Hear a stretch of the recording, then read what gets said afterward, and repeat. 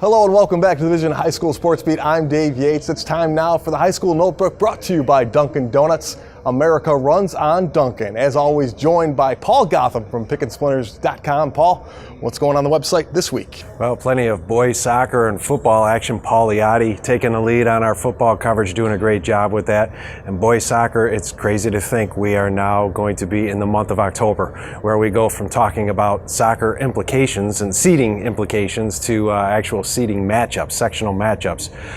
And if sectionals are anything like the regular season, it's going to be great. In an 8-day period, I saw 4 overtime games in 8 days in soccer, so if the sectionals are anything like it, it's going to be worth watching. Well, Paul, talking about those sectionals, some classification and reclassification that could make things really interesting.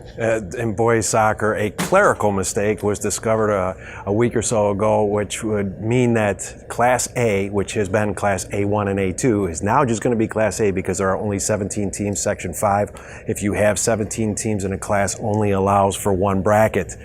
So now you have 17 teams in Class A, which is going to create an absolute juggernaut of sectionals for that run.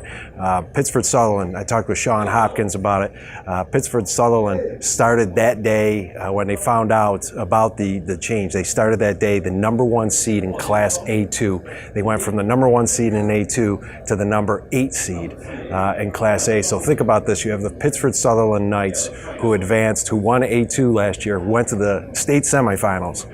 They're your 8th seed. So if you're the 1 seed, you could be lining up against them in the quarterfinals. That quarterfinal round in Class A should be something special.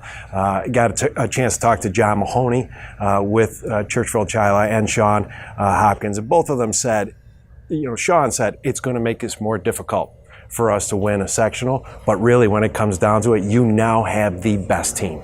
Right. You have the best team that's winning the sectional and going to advance to the Far West Regional. But nonetheless, you're going to have teams like Mike Merrill's Honeoye Falls Lima squad, which recently won back-to-back A2 titles. They're going to be a double-digit seed now. And think about having to play them at some point. They're struggling. They're down a little bit. But do you want to play that level of experience? Because you know those kids are still going to be seasoned kids who can play in the sectionals. And it's going to be a great run there in Class A for boys soccer.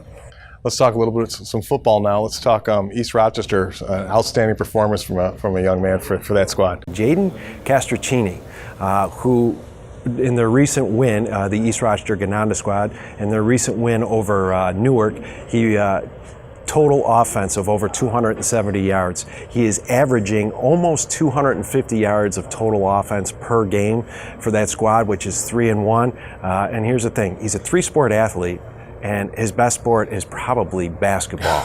So I don't know how that equates onto the basketball court for him, but I do know with baseball and basketball, he's always making it into the recaps on Pick and Splinter. So he's certainly someone you want to go out and see play. All right, sounds great. As always, Paul, great stuff. Thanks very much for joining us. We'll be back with more of the Vision High School Sports Beat right after this.